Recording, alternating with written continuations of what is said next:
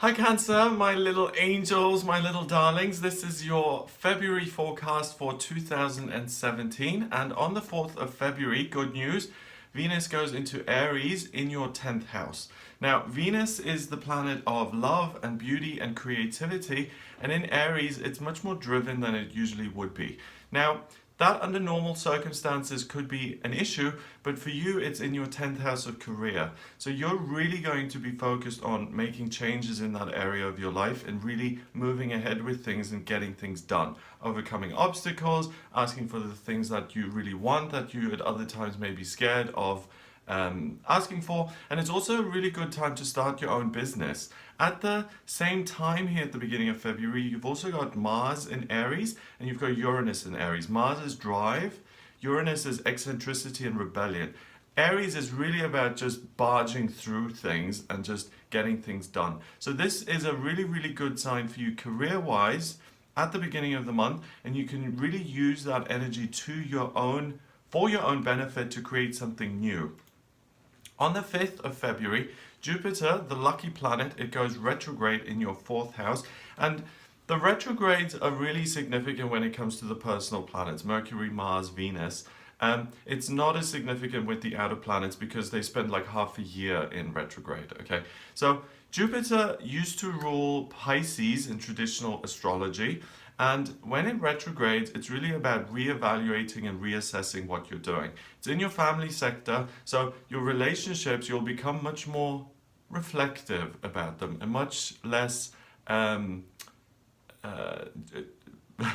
driven about the fact that you're right and they're wrong and that they did this to you, and you rethink some of those things and you look at a way forward in your relationships and to gain some freedom without this emotional kind of upset clouding the relationship all the time.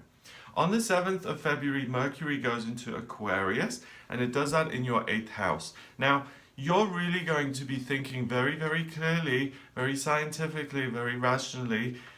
The 8th house is the 8th house of institutions and other people and bureaucracy and everything official, okay? You've also got your midheaven in there, which is work, and your sun, which is identity, also in Aquarius. So you're really going to be strongly identified with what you're doing work-wise, what institution you belong to, and remember all the Aries stuff in your 10th, is this right for you? You're really at the top of your game, you're really able to make good decisions. Are you making a good contribution to the work that you're in, which is very likely, but is that being recognized? Are you being reimbursed for what you're offering, for the value that you're adding? Ask yourself that question. If not, it is a good time to go out on your own, to do things very well, and the way you're thinking, combined with this passion and drive and energy, you're really in the ideal, perfect position to start something on your own. On the 11th of February, we've got the full moon in Leo, and that is also a lunar eclipse. So I always make separate videos on the full moons and new moons just to go into a lot more detail about how these things influence us.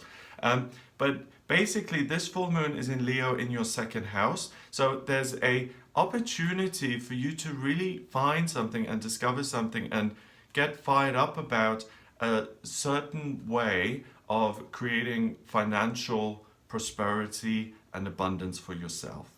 It's also a lunar eclipse, and this lunar eclipse happens on the North Node. So it's about pulling energy in, and it's about bringing in Virgo energy. The North Node is in Virgo. So the effects of the eclipses last for about 6 months after they happen. So you will be able to make good business decisions for pretty much half of 2017 here, and the only way you have to check in with yourself whether it's a good idea or not, does it make me feel passionate and alive?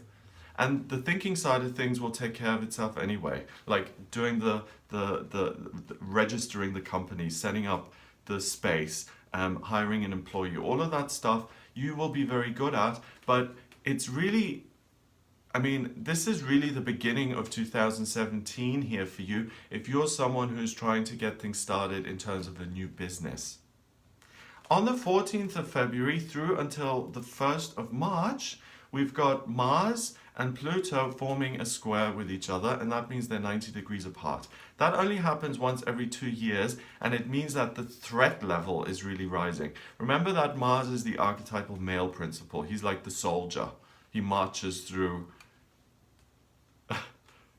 towns and villages and just does what the boss says. He isn't really hampered by the emotional side of things. He sees obstacles and he hits them with his sword, okay?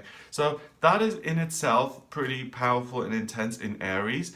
Pluto is about genuine change. It's about death and rebirth. It's the phoenix rising from the ashes. This isn't like minor little changes, it's big change. So these two coming together, Pluto's in your 7th house of relationships, Mars is in your 10th. So the big threat here for you is to say, my business and my career is what's meaningful to me. And if I have to work on my relationship every day and it's super hard work all the time, then I might not bother with it. So really be careful here during these last 2 weeks of February that you don't kind of marginalize your relationship and say, oh, it's too much work and I really just want to do my business stuff. Try and set things up so you can be successful in your working life, but I wouldn't recommend that you totally dismiss a relationship because you're not really thinking on a very level way. The career side of things has become a priority up here and relationships are kind of down there. So it's not a fair decision-making process. Also on the 14th of February going through until the 9th of March, Mars begins to conjunct Uranus. And I've mentioned what these two really are. Mars, the soldier. Uranus is the rebel. It's the subversive type, the person who wants to bring down the system, the eccentric, the person who says, I'm going to do things my way. And when these two come together, it's like a bonfire. It is super, super powerful, and it will completely obsess you with this idea that career really needs to happen for you now. Okay, if you've been dreaming of the Reiki business or the acupuncture business or the, I don't know, setting up the blue chip company, and it's been a dream for a long time, you're really going to be galvanized into action and you're really going to be able to do it. So again, I really want to encourage you guys, if anyone out there is thinking of going self-employed as a Cancer, this is really your time. A lot of the other signs have problems with this energy. Some of them have relationship issues. Some of them really have issues with becoming overly focused on the self and being overly self-interested. You guys can really build and create something wonderful in the real world. Now that energy continues throughout February, and then on the 26th of February, we've got Mercury going into Pisces. That is in your 9th house. You've got a lot of stuff now going on in your 9th house. You've got Chiron, Neptune, the Sun, the Moon, the South Node, and Mercury. And you're really thinking and dreaming about what could be, how you could expand your life, what else you could learn, where you could move to, how you could travel, what culture you could experience, what enlightenment could suddenly come to you. It's like an opening in you become teachable. You put on your kind of learning hat, okay? I don't know, the Edward de Bono thinking hats, I don't know what color the learning hat is. Anyway, you become teachable, you want to learn, and you want to learn in a genuinely positive, self-sacrificing way that's going to ultimately impact other people in a positive way. Now also on the 26th of February, we've got another eclipse. We've got the new moon in Pisces, and it's also a solar eclipse. So the new moon in Pisces, first of all, pulls in this Piscean energy. So you're really going to dream about the future. But the eclipse is on the South Node, so it's about letting go of energy. So past disappointments, past dreams that haven't worked out, past moves that maybe didn't go so well. You will really be able to put those into context and say, well, that was the past, I'm done with it, and I'm certainly going to try again. I feel driven to make something happen, and I'm not going to let past disappointment stop me. So you're really all systems go. This is Cancer in a race car. Okay, that you are really fueled up. I'm ready to go. So make the most of this energy and build something wonderful that's going to serve you for the next couple of years or for decades. It's amazing. So I hope you have a wonderful month. If you would like a private reading with me to look at your birth chart, which I can draw up by looking at your place of birth, date of birth, and time of birth. We can put these transits around your birth chart and see how this impacts you specifically as a Cancer born on a specific day at a specific time. So if you would like to do that, then please get in touch with me via my website. It's gregoryscott.com. Click on the readings tab to order your reading. Please remember to subscribe to this channel, and I will speak to you next month.